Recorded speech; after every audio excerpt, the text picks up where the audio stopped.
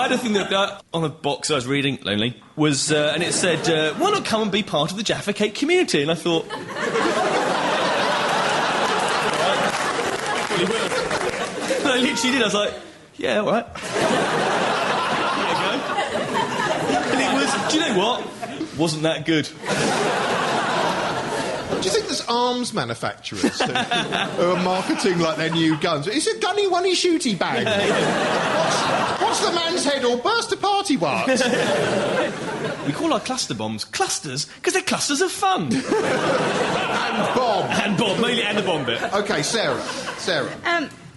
My pet hate, I suppose, is dawdlers. Now, I don't mean people who walk slowly. Because there are people who walk slowly, either people who can't walk very well or old people. I don't have a problem with that. It's people who choose to walk slowly on pavements. I think there should be a fast lane on pavements. So not only have I highlighted the problem, I've also come up with a solution. So I should get a point.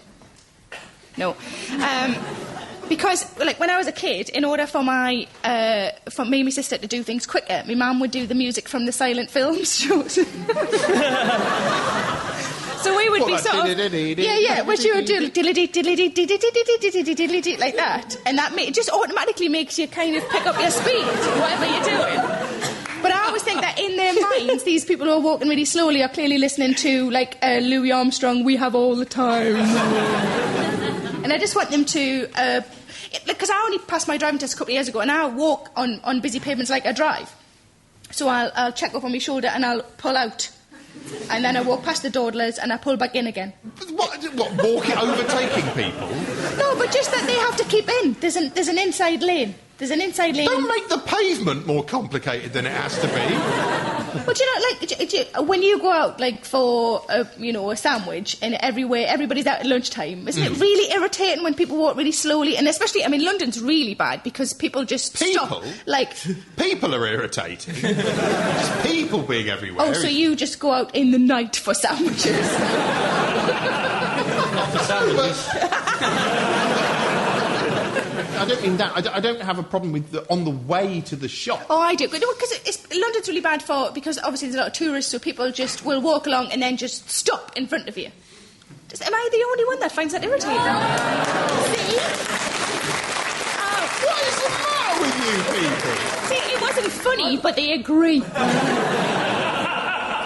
People walking slowly? Yes. Down the... What are they texting? Is that I what they're don't doing? care what they're doing. Have you ever considered the possibility that everybody is walking at the normal speed and you're caffeined up freak? Perhaps going at an extra 25% than you should be doing. Well, maybe... Move out the way, move out the way, move out the way, move out the way. You're all tourists, you're not even from round here in London. I'm not a tourist, I work here sometimes. I've never encountered... I can't... I'm shocked that this is a problem. Evidently, I don't walk around. And maybe I'm one of the dawdlers. Maybe that's what it means. Maybe we've overtaken you. Have you tried just shouting at them? Well, I'm tempted to do that music just behind people, just to see if... It's very passive-aggressive. It is, yeah. And then they'll just all of a sudden just start walking really quickly. Yeah, but they'll get into all sorts of silent film accidents. They'll end up falling off plots. Buildings falling over. Buildings fall down, but just the door will miss them. Railway lines lying trapped. Lee, what's your biggest modern annoyance? It's very simple and quick, and it's always annoyed me, right? The number one thing that separates us from the animals is the ability to go to the toilet in private. Right? And when you sit down in a cubicle and you look down and you see the feet of another man next door, it's disgusting. And the gap between the floor and the separating bit of wall is getting taller and taller as the years go on, and the doors in pubs are getting smaller for some reason, so people can pop their head over the top. It's getting to the point where it's like a beer match covering your... I have to sit there now. I'm so squeamish. I have to sit there when I'm sat in the toilet with my fingers in my ears, because looking down and seeing another man's underpants round his ankles... and he's 3 inches... I've known it where you accidentally brush feet. It's horrible. I know what you mean, because what you want is a soundproof booth in another universe. Everything. I think think you need to start going to the toilet at home, don't you? It sounds like you're constantly out. Yeah, do you look through the little hole as well? That's about midway up. I do have a solution. I discovered that if you go in with like headphones, like listening to music really loud, you can just defecate like a cow. And you don't think. You literally, like the three monkeys, sort of sit there, see, just like literally. Yeah, but the problem is, Charlie, I'm reserved. It's the worry that he will hear me. So the only way that would work for me is if just before I start, I reach underneath and say, "Excuse me." Smith loving an elevator. Can you crank it up to 10? And that's just going to make me sound odd, isn't it? So I can relate to that. I can relate to the small gaps between toilet cubicles. Big gaps, Charlie. Big gaps. That's my problem. The rule is, if you can see shoe, it's wrong.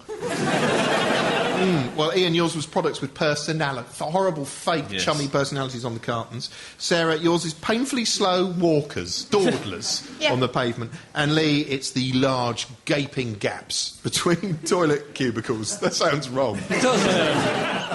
Well, you know what? I think I need all the friends I can get, but I can't stomach modern products either. So, Lovely. Ian, that's a point to you. Thank you. OK. This is our last round, in which I'll be asking my guests a series of quick-fire questions. As always, the wrongest answer to each one wins a point. All right. What's the worst thing you can say to a new neighbour? Can I borrow a hammer, some plastic bin liners and a shovel? Are you a drummer as well? I do have a drummer for a neighbour. No. It's really annoying. 5 years and they've got no bet. It's really infuriating. I would say I think there's a point to Lee. What's the worst world record you could hold? Britain's most prolific zoophiliac. What about necrophile zoophiliac? I think, in fact, it's Britain's is good, because you're not even the best one in the world. The world's most forgetful man, because then he couldn't even boast about it. I think on grounds of taste alone, that's a point to Sarah. What is the worst email subject line to pop up on your computer? I think anything, you know, the ones that are clearly spam, but they try and be your friend. So they have like so it'll have like Sam, and then it'll have in the subject something really generic, like, hey, about that thing. There's always a moment where you go, I know a Sam. And I do things. I once got hundreds of death threats after I wrote an article. I wrote an article about George Bush when he was president. I got hundreds of death threats from Americans, and they're all saying things. I hope you die, you know, in the subject line. And then every so often you'd get one that would go, I read what you wrote and I agreed with it. And you'd open it up and it would go, not really. I hope you die. Well, you know what? I'm going to give Sarah a point.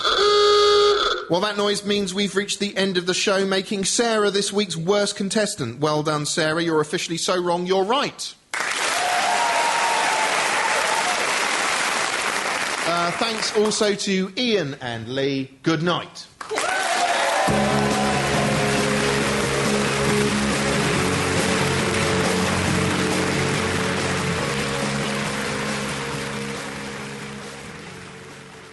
So Wrong is Right was hosted by Charlie Brooker with Lee Mack, Sarah Millican and Ian Morris. The producer was Aled Evans, and it was a Zeppotron production for BBC Radio 4.